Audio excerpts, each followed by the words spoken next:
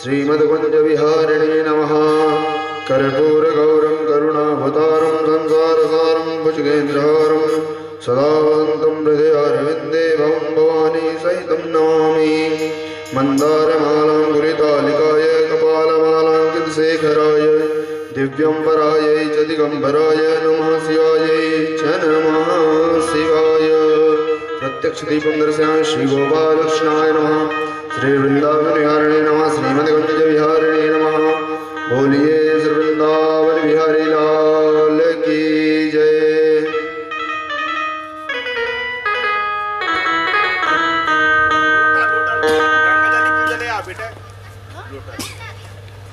राधे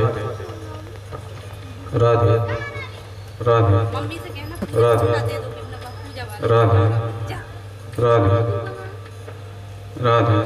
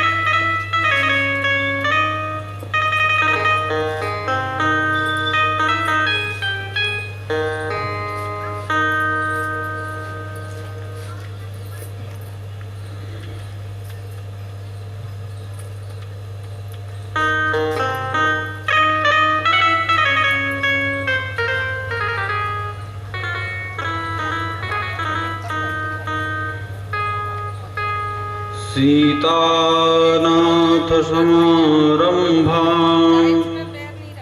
श्रीरामानन्दाचार्य मध्यमाम् अस्मदाचार्य पर्यन्तां वन्दे गुरु परम्पराम्। विश्वसर्ग विसर्गा नवलक्षणलक्षिता श्रीकृष्णाख्यं परं धाम जगद्धाम नमामि तत्। कृष्णाय वासुदेवाय हरये परमात्मने प्रणतक्लेशनाशाय गोविन्दाय नमो नमः। नारायणं नमस्कृत्य नरं चैव नरोत्तमं देवीं सरस्वती व्यासं ततो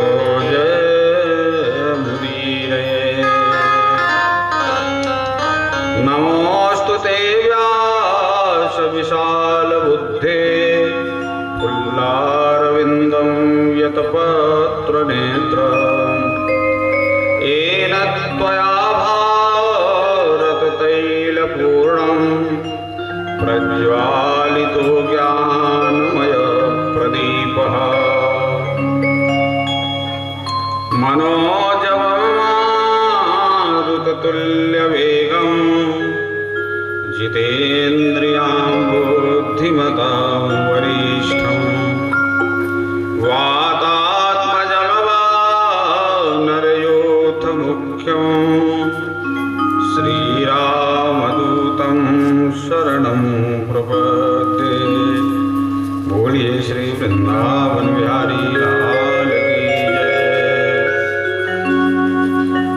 आइए पंचम दिवस की मंगलमयी कथा का शुभारंभ करने के पूर्व प्रेम से, भाव से, श्रद्धा से, समर्पण से भगवान नाम का संकीर्तन करें। आगे जैसी प्रभु की कृपा होगी आप व्यासपीठ से भगवत कथा का रसपान करेंगे। तो भाव के साथ गोविंद हरे गोपाल हरे बंसी के बजैया नंद लाल हरे गोविंद हरे गोपाल हरे बंसी के बजैया नंद लाल हरे गोविंद हरे गोपाल हरे बंसी के बजैया नंद लाल हरे गोविंद हरे गोपाल हरे बंसी के बजैया नंद लाल हरे नंद लाल हरे गोपाल हरे बंसी के बजैया नंद लाल हरे नंद लाल हरे गोपाल हरे बंसी के बजैया नंद लाल हरे नंद लाल हरे गोपाल हरे बंसी के बजैया नंद लाल हरे नंद लाल हरे गोपाल हरे बंसी के बजैया नंद लाल हरे गोविंद हरे गोपाल हरे बंसी के बजैया नंद लाल हरे गोविंद हरे गोपाल हरे बंसी के बजैया नंद लाल हरे जय जय प्रभु दीन दयाल हरे बंसी के बजैया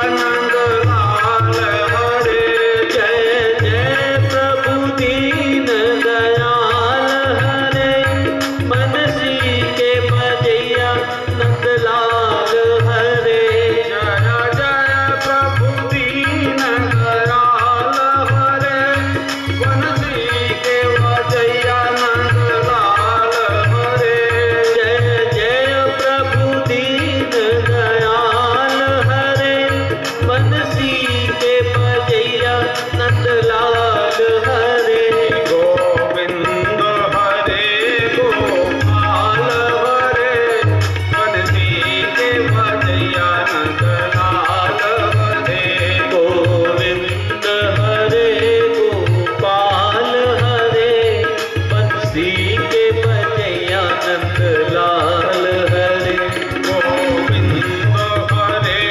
गोपाल हरे बंसी के बजैया नंद लाल हरे गोविंद हरे गोपाल हरे बंसी के बजैया नंद लाल हरे जय जय प्रभु दीन दयाल हरे बंसी के बजैया नंद लाल हरे जय जय प्रभु दीन दयाल हरे बंसी के बजैया नंद लाल हरे गोविंद हरे गोपाल हरे बंसी के बजैया नंद लाल हरे गोविंद हरे गोपाल हरे बंसी के बजैया नंद लाल हरे गोविंद हरे गोपाल हरे बंसी के बजैया नंद लाल हरे बंसी के बजैया नंद लाल हरे बंसी के बजैया नंद लाल हरे भगवान श्याम सुंदर का नंद बाबा के यहाँ प्रकटोत्सव मनाया जाने लगा। 7 धान्य के पहाड़ बनाए गए। नंद बाबा ने उनका दान किया। ऐसा लगता था जैसे भादों में होली हो गई। बड़े बड़े रंग के पात्र भरे गए रंग से, और सब लोग बड़े प्रसन्न। बहुत आनंद बाबा ने दान किया। सबको आनंद का अर्थ होता है नंदः सर्वजनान आनंदः सानंद, यानी जो सबको आनंद प्रदान करते हैं उनको नंद कहते हैं, और जो सबको आनंद प्रदान करता है उसको परमानंद मिलता है। नंद को परमानंद की प्राप्ति हुई। माता यशोदा बहुत दिन में उनके बालक हुए थे तो बड़ी प्रसन्न। कबहु झुलावत पालना अकबहु खिलावत गोद, अकबहु सुलावत पलंग पर यशोदा सहित प्रमोद। लहरावत गावत मधुर हरि के बाल विनोद, अजो सुख सुर मुनि को अगम, सो सुख लेत यशोद। लाला को माता यशोदा ऐसे पलना में डाल देती और पलना झुलाती रहती। कन्हैया झूले पलना निक धीरे झोंका दीजो, कन्हैया झूले पलना निक धीरे झोंका दीजो, कन्हैया झूले पलना निक धीरे झोंका दीजो, कन्हैया झूले पलना निक धीरे धीरे झोंका दीजो, नित धीरे झोंका दीजो, नित धीरे झोंका दीजो, नित धीरे झोंका दीजो, कन्हैया झूले पलना नित धीरे झोंका दीजो, कन्हैया झूले पलना नित धीरे झोंका दीजो, नित धीरे झोंका दीजो, नित धीरे झोंका दीजो, नित धीरे झोंका दीजो, नित धीरे झोंका दीजो, कन्हैया झूले पलना नित धीरे झोंका दीजो, कन्हैया झूले पलना नित धीरे झोंका दीजो।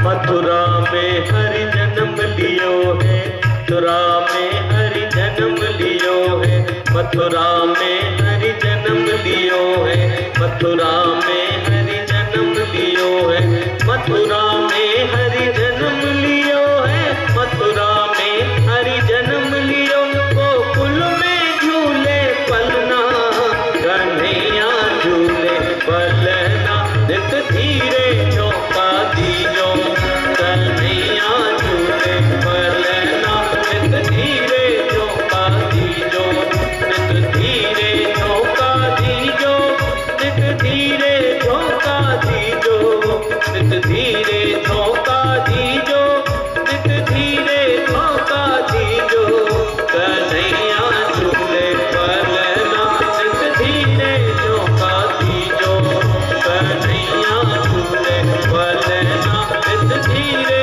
झोंका दीजो।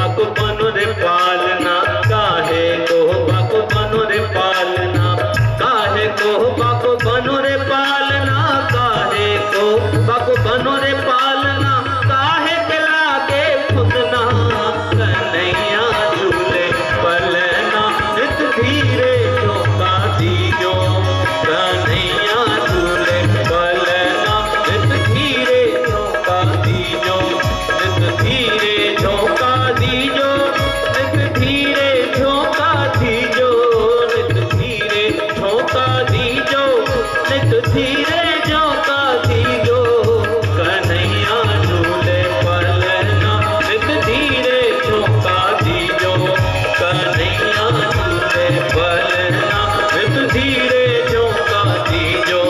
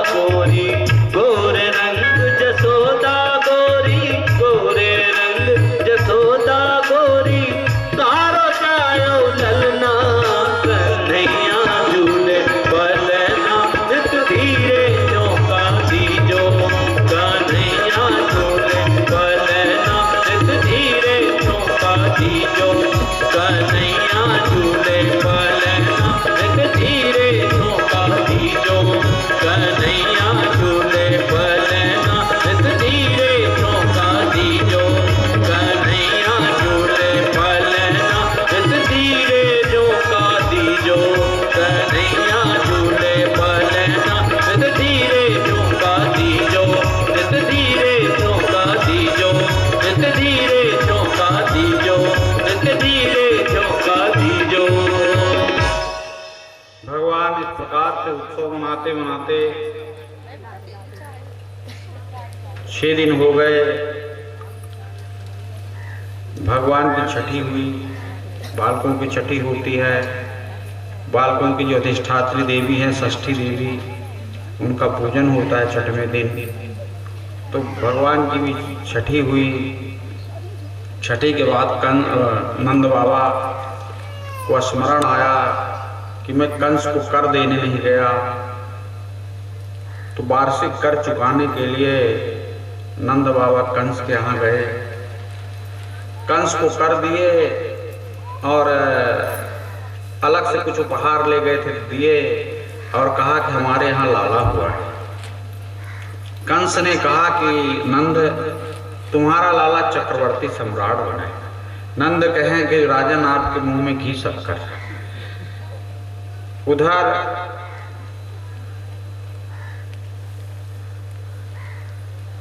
नंद बाबा ने सोचा कि चलो अपने मित्र वसुदेव से मिल लूं। गए वसुदेव के पास, हाल समाचार हुआ। नंद अपने सुख की बात नहीं करते, वसुदेव अपने दुख की बात नहीं करते। ये शिष्टाचार है। कोई दुखी आदमी हो, अस्पताल में एडमिट हो, जेल में पड़ा हो, और वहां जाकर अपना सुख नहीं बखान करने लगना चाहिए कि हार्वेस्टर भी खरीद लिया हूँ, लड़के की नौकरी भी लग गई है, बेटिया को ब्याह भी कर लिया हूँ। अरे अस्पताल में पड़ा है वो की पूछो। या फिर किसी के घर में खूब प्रसन्नता हो रही है, बारसा हो रहा, लड़का पैदा हुआ, बधाइयाँ बज रही हैं, वहां पहुंच के रोना चालू कर दो। का बताऊं, अभी 40,000 की भैंस लाया था, मर गई। अरे ओके, उसमें बारसा में तो गड़बड़ी मत करो। वहां ये शिष्टाचार है। वैसे भी दुख कहीं बताना नहीं चाहिए। रही मन निज उर की व्यथा, अकिस से कहिए रोए, असुनई ठलई हैं लोग सब, अदूर न करी हैं कोई। इसलिए नहीं बता। उधर क्या हुआ, कंस की एक दासी या फिर ये कह लीजिए उसके मंत्रिमंडल की एक सदस्य थी, पूतना। तो जब से वो योग माया की आकाशवाणी हुई थी कि कंस तेरा शत्रु तो कहीं और पैदा हुआ है, तब से वो पूतना तत्काल जो बच्चे पैदा हुए थे उनको मार रही थी घूम करके। तो एक दिन पूतना गोकुल पहुंच गई। कंसेन प्रहिता घोरा पूतना बालघातिनी, अशिशोच्चार निघनन्ते पुरग्राम प्रजादिशो। लड़के बच्चों को मारती हुई वो गाँव में घूम रही थी, नगरों में घूम रही थी, गोकुल पहुंच गई। पूतना ने सोचा कि मेरा तो बड़ा भयंकर रूप है, मेरे को कौन घुसने देगा घर के अंदर। तो उसने खूब समझो प्लास्टिक सर्जरी करवाई, खूब सुंदर रूप बना ली। अब वो दांत भी उसके बड़े बड़े थे, तो सोचे दांत तो कैसे करूं, बहुत बड़े बड़े हैं, तो कई चीजें घूंघट में दब जाती। अच्छा घूंघट कर लो, तो उन्होंने अच्छा घूंघट कर ली। अब घूंघट करके पहुंच गई यशोदा मैया के यहाँ। जा करके बोली यशोदा, जैसे मैंने सुना कि तेरे लाला हुआ है, रहा नहीं गया, दौड़ी चली आई, पहचानी नहीं क्या। अब यशोदा सोचे कौन है ये। अब कोई अपने घर आए एकदम से, अपन ऐसा बोल भी नहीं सकते कि नहीं पहचाने, अच्छा नहीं लगता। तो यशोदा ने सोचा कोई ममेरी फुफेरी बहन होगी, सब तो आ रही भी आई हो। हाँ हाँ बैठ बैठ। अरे कहा लाला को दिखा दे, आशीर्वाद दे दूं तेरे लाला को। तो कहा लाला तो सो रहा है पल्ले में। पूतना अपने अस्त्रों में विष लगा के गई थी मारने के लिए। भगवान आंख बंद जब देखे पूतना को, उसके आहट सुने आने की, तो आंख बंद कर लिए। भगवान ने सोचा कि बड़ा माया का रूप बना के आई है, मैं मायापति हूं, मेरे सामने इसकी माया नहीं टिके, इसलिए भगवान ने आंख बंद कर ली।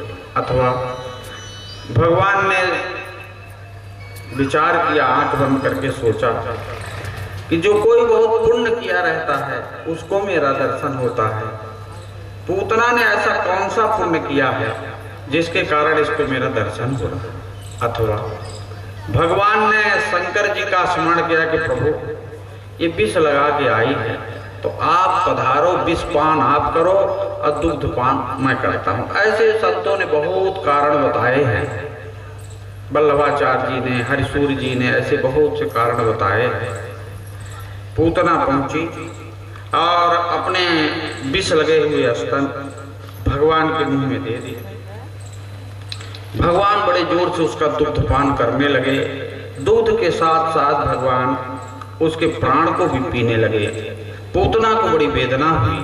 पूतना कहती है, समुंच मुंचा लमितिं प्रभासिणी निष्पेद्यमाना खिल जीव वरमणि। अरे छोड़ दे छोड़ दे। भगवान ने कहा, मासी मेरी माँ ने मुझे सिर्फ पकड़ना सिखाया है, मेरी माँ ने मुझे छोड़ना नहीं सिखाया। ये जीव का स्वभाव होता है कि जीव पकड़े भी और ब्रह्म को कब छोड़ दे, लेकिन ईश्वर जिसको एक बार पकड़ता है उसको छोड़ता नहीं। पूतना बड़ा भारी रूप बनाई, भगवान को लेकर के उड़ी। जब भगवान के भार को नहीं बर्दाश्त कर सके तो गिरी। 6 कोस के कहते हैं कि पेड़ गिर गए, 6 कोस का शरीर हो गया। 5 कोस का तो सबका होता है हमारा आपका, अन्नमय कोश, शब्दमय कोश शरीर में सब होते हैं, प्राणमय कोश, मनोमय कोश, विज्ञानमय कोश। उसका एक कोश कंस प्रेम का थोड़ी ज्यादा था, तो 6 कोश। धड़ाम से पेड़ गिरे, गोप गोपी दौड़ते हुए आए। गोप तो बड़े डर रहे थे, गोपियां तो उसके छाती में चढ़ चढ़ और कृष्ण जी को पकड़ के कन्हैया को उठा के ले गई यशोदा के पास। यशोदा मैया बहुत भयभीत हुई। तुरंत भगवान को गोरज लगाया गया भगवान के शरीर में। गौमूत्र से भगवान को स्नान कराया गया। बाल रक्षा स्तोत्र का पाठ किया गया।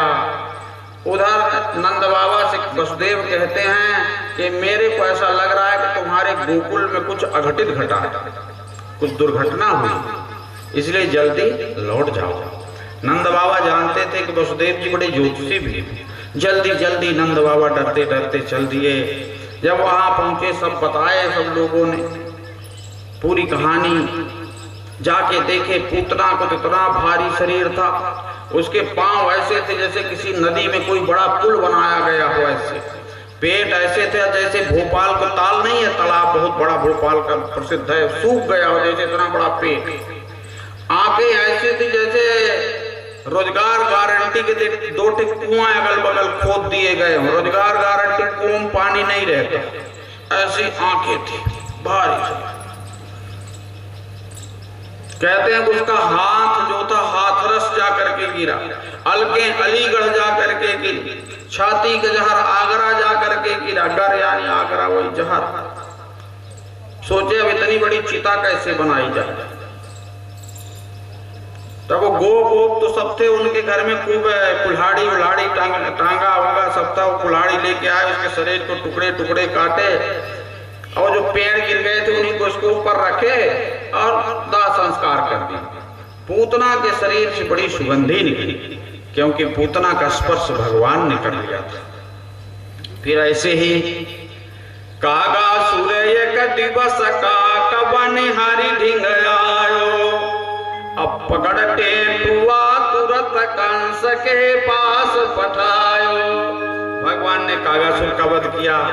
एक बार तृणावर्त कहते हैं, तृण के आवर्त को घुमाओ, उसी को बवंडर भी कहते हैं, भगूड़ा भी कहते हैं, आप यहाँ की भाषा में उसी को मटिया भी कहते हैं।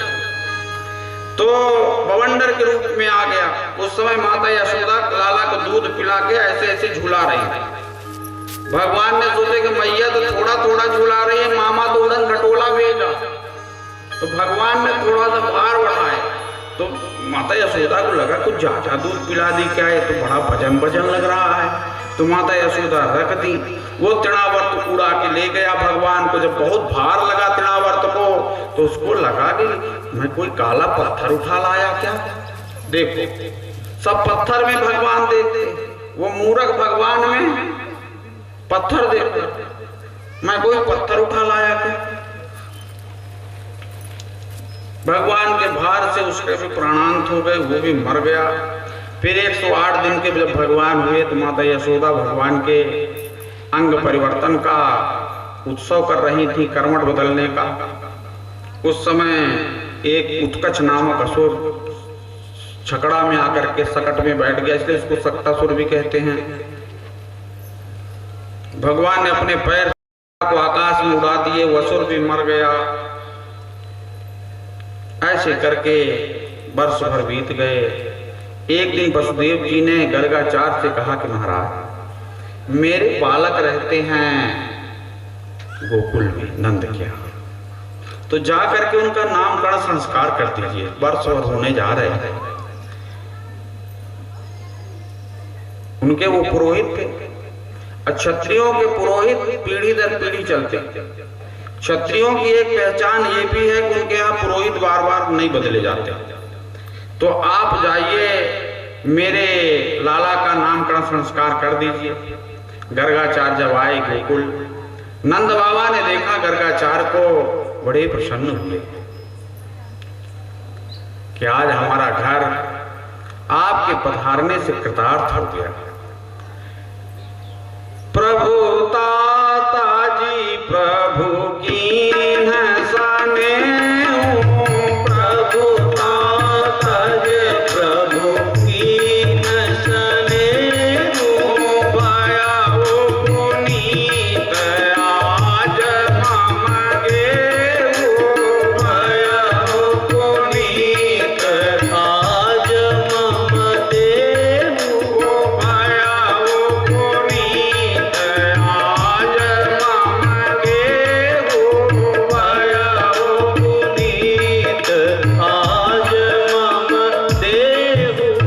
मेरा घर आपके आने से पवित्र हो गया। प्रभु ताता जी प्रभु कीन सने, उनका आतिथ्य सत्कार किए और बोले महाराज जी आप बहुत दिन में आए। तो गर्गाचार्य जी ने कहा कि नंद बाबा अब मैं पंडित आदमी हूँ, पूजा पाठ में लगा रहता हूँ, कहीं सत्यनारायण की कथा तो कहीं किसी के लड़के का वारसा तो किसी के लड़के का नामकरण संस्कार। अरे नंद बाबा ने कहा नामकरण संस्कार से याद आया, मेरे बालकों का भी नहीं हुआ है। अब आप जैसा ज्ञानी आ गया है तो मेरे बालकों का भी नामकरण संस्कार कर दीजिए। तो गर्गाचार्य ने कहा नहीं, मैं वसुदेव का पुरोहित हूँ, अब मैं तुम्हारे बालकों का नामकरण संस्कार करूंगा तो कंस को संदेह हो जाएगा कि कहीं वो वसुदेव के बालक तो नहीं है। आए इसी से थे काम से, लेकिन कहने लगे नहीं। तो बोले कि महाराज एक काम करिए, एक काम तुम्हें कर दीजिए, कोई खबर ही नहीं होने लगने दूंगा, बिल्कुल चुपके से गोष्ठान गौशाला में कर दीजिए। गौशाला बड़ी पवित्र जगह होती है। कहते हैं गृहेषु प्राकृत संध्या गोष्ठे सद्गुणात्मता नदी तीरे सहस्त्रेषु अनंतम शिव सन्निधो। घर में जो पूजा पाठ किया जाता है वो सामान्य पूजा पाठ है, गौशाला में वो किया जाए तो 100 गुना ज्यादा पुण्य मिलता है। गोष्ठे सद्गुणात्मता नदी तीरे सहस्त्रेषु, नदी के किनारे किया जाए तो 1000 गुना पुण्य ज्यादा मिलता है। अनंतम शिव सन्निधो, भगवान के सानिध्य, शिव के सानिध्य में किया जाए तो अनंत गुना पुण्य मिलता है। तो कहा महाराज आप मेरे बालकों का नामकरण संस्कार गौशाला में कर दीजिए।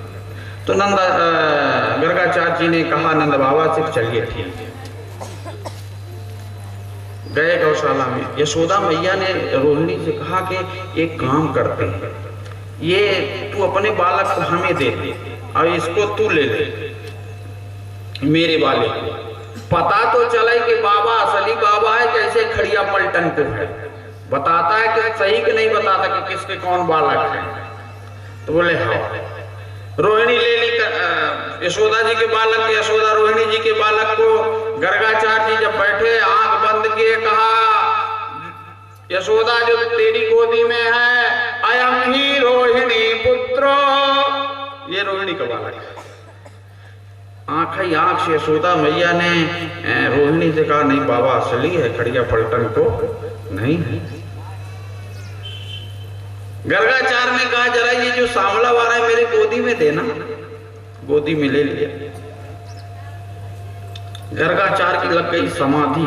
गर्गाचार्य आए थे, उनका नाम रखने अपने ही नाम भूल गए। मुंह खुला का खुला रह गया, आंख खुली की खुली रह गई ऐसे। अब ऐसा कुछ हो जाए तो आदमी को, तो यशोदा मैया ने कहा रोहिणी जी बाबा तो सटक गया है।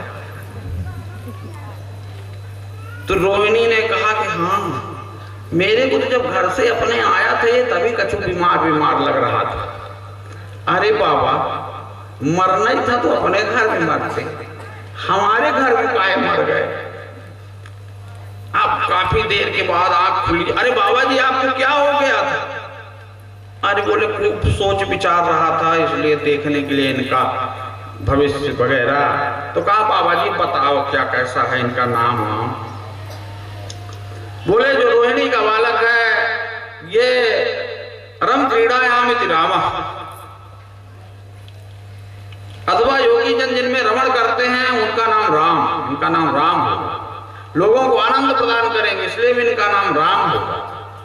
इनमें बल बहुत होगा इसलिए इनको बलराम भी लोग कहेंगे। इनके गर्भ का संकर्षण किया गया। जो लोग इस रहस्य को जानेंगे वो लोग इन्हें संकर्षण भी कहेंगे। अशेष जगत का संहार हो जाने पर भी ये शेष रहते हैं इसलिए इनका नाम शेष भी होगा। कहा ठीक है महाराज अब इनका बताओ। तो बोले कृषिर भूवाचक शब्द प्रणस्य निर्वतिवाचक। ये कृष धातु जो है सत्ता के अर्थ में है, ड़ा आनंद के अर्थ में है। कृष्ण का मतलब होता है परमानंद का स्वरूप। इनके और भी बहुत से नाम होंगे। रोहिणी नक्षत्र में पैदा हुए इसलिए बिहारी भी नाम होगा। लोगों के चित्त में बसेंगे इसलिए इनका वासुदेव भी नाम होगा। अच्छा महाराज एक कुंडली उंडली कैसी रहेगी। बोले जब ये पैदा हुए तो चंद्रमा वृक लग्न के थे, बुधवार का दिन था, ईश्वर संवत्सर था। इसलिए चंद्रमा वृक्ष लगने के होने के कारण ये निरोग रहेगा। 11 वर्ष 58 दिन का होगा तो अपने मामा को मार डालेगा। अच्छा, बोले हाँ। इसका राहु सप्तम घर में बैठा है, 7वें घर में जाया भाव। तो कहा महाराज फिर क्या होगा? बोले इसकी पत्नी बहुत होगी। बोले कितनी? 10-15। उस समय इतना तक चल जाता। तो बोले 10-15 कितनी? बोले क्या बात करते? 16,108 होंगी। अब तुम सोचो कि किसी के हाथ की रोटी तुमको खाने की मिल जाए तो नहीं मिले। अच्छा हो गया, जाने दो बाबा, और तो सब ठीक है ना? बोले हाँ सब ठीक है, बस थोड़ा और गड़बड़ी है। अब क्या है बाबा? बोले ये चोरी भी करेगा। तो बोले 1 नंबर का चोर होगा कि 10 नंबर? बोले बिना नंबर का होगा, लेकिन बड़ा चोर। कैसे चोर है भगवान? उनके जैसा कोई चोर नहीं। ब्रजाम बसंताम नवनीत चौरा अगोपांगनाना मधुकूल चौरा अनेक जन्मा जित पाप चौरा चौराग्रगण्याम पुरुषाम नमामि। सबसे बड़ी चोरी तो ये है भगवान की कि अनेक जन्मार्जित पाप चौरम। हमने अपने अनेक जन्मों में जो पाप अर्जित किया है भगवान उसको भी चुरा लेते। चलो नामकरण संस्कार हो गया। अब गोपियों को पता चल गया कि नामकरण संस्कार हो गया, हमें नहीं बताया। तो गोपी आ गई और कहने लगी कि यशोदा मैया नाम रखवा लिया और हमें नहीं बताए, तो चलो नाम ही बता दो क्या क्या रखे। तो यशोदा मैया ने कहा कि एक का नाम बलराम और दूसरे का नाम कृष्ण। गोपी कहे कि ये तो बहुत भारी भारी नाम है, ये तो हमसे लेते ही नहीं बनेगा। कृष्ण कह के जरा देखिए। कृष्ण क्री भी टेढ़ी है, आधा सा भी टेढ़ा, बड़ा भी टेढ़ा। भारी है कछु नाम कहे हम कनुआ बलुआ। हम तो अपना नाम एक रखाएंगे स्पेशल अपने तरफ से। एक को कनुआ बोलूंगे और दूसरे को बलुआ बोलूंगी। भारी है कछु नाम कहे हम कनुआ बलुआ अब उत्सव कछो न भयो पठायो घर घर हलुआ। माता यशोदा ने सबको हलवा हलवा बनवा के भिजवा दी और गर्गाचार्य से बोली कि महाराज आप भी रसोई बना लो। पहले घरों में रसोई होती थी, जहां रस की सृष्टि हो वो रसोई है, पवित्रता का वातावरण हो। आजकल किचन होता है जहां रात दिन किच किच लगी। भोजन का हमारे जीवन पर बड़ा असर पड़ता है, इसलिए भोजन नहा धो करके बनाना चाहिए। भोजन पवित्र अवस्था में बनाना चाहिए, जिसको हम भगवान को भोग लगा सकें, और वही खाना भी चाहिए जिसको हम भगवान को भोग लगा सकें। तो महाराज रसोई बना लो। तो गर्गाचार्य जी ने बढ़िया ब्राह्मणम मधुर प्रिय गर्गाचार्य ने खीर बनाए और खीर बना करके उसमें तुलसी पत्र डाले और घंटी उठाए, गरुड़ घंटी। तो दीयम वस्तु गोविंद तुभ्येव समर्पये। हे गोविंद, आपकी वस्तु आपको समर्पित है। और आंख बंद कर लिए, भाव है कि भगवान भोजन कर रहे हैं।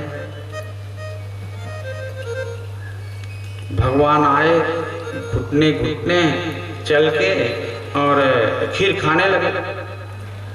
गर्गाचार्य ने जब आंख खोला, अरे यशोदा देख तेरे लाला ने मेरी खीर झूठी कर। यशोदा मैया ने कहा कि अरे महाराज क्रोधित मत होना, दोबारा बना लीजिए। अब बेचारे भूखे ब्राह्मण फिर गए, नहाए वहाए, यमुना में नहा के आए, फिर खीर बनाए, फिर तुलसी पत्र डाले। हे गोविंद, आपकी वस्तु आपको समर्पित है। भगवान आके फिर खाने लगे। यशोदा देखे फिर खीर झूठी कर दी। यशोदा मैया डर गई और ताला में बंद कर दी। चाबी गर्गाचार्य को पकड़ा दी कि आप जब बनाओ खाओ, कोई चिंता नहीं, हम नहीं निकलेगा। ताला बंद कर दी। गर्गाचार फिर बनाए, फिर तुलसी पत्र डाले, फिर घंटी बजाए, हे गोविंद आपकी वस्तु आपको समर्पित है। अब भगवान के लिए कोई ताला चाबी है क्या? हरि व्यापक सर्वत्र समाना, हरि व्यापक सर्वत्र समाना, प्रेम ते प्रकट मोहि मैं जाना, प्रेम ते प्रकट मोहि मैं जाना, प्रेम से प्रकट मोहि मैं जाना, प्रेम से प्रकट मोहि मैं जाना। भगवान फिर आए, फिर खाने लगे। यशोदा इस बार गर्गाचार्य ऋषि बड़े क्रोधित हो गए। अरे यशोदा देख, तेरे लाला ने फिर मेरी खीर झूठी कर दिया। यशोदा मैया बहुत भयभीत हुई। लाला ने देखा कि मेरी माँ बहुत भयभीत हो रही है, तो उन्होंने कहा कि मैया ये पंडित जी बड़े विचित्र हैं, एक बार ये हमें बुलाते हैं कि आओ खाओ, और जब मैं आकर के खाने लगता हूँ तो तुम्हें बुलाता। तो कहा कि मैं तेरे को कहाँ बुलाता हूँ, अरे मैं तो अपने वैकुंठवासी नारायण को बुलाता। तो भगवान श्याम सुंदर ने कहा कि वो वैकुंठवासी नारायण मैं ही हूँ, मैं ही हूँ नारायण। गर्गाचार्य जी समाधिस्थ हुए। असमाधिस्थ होकर के गर्गाचार्य जी ने देखा तो अरे ये तो वैकुंठ। आज साधक साध्य साधन तीनों का मिलन हुआ। गर्गाचार्य बड़े प्रसन्न। अरे यशोदा, मेरे नारायण में तो 60 गुण हैं, लेकिन तेरे लाला में तो 4 गुण और जाता है। रूप माधुरी, लीला माधुरी, वेग माधुरी, हास माधुरी, ये 4 गुण तेरे लाला में और जाता है। आज मैं धन्य हो गया, कृतार्थ हो गया। गर्गाचार्य अपने को धन्य धन्य करते हुए चले गए।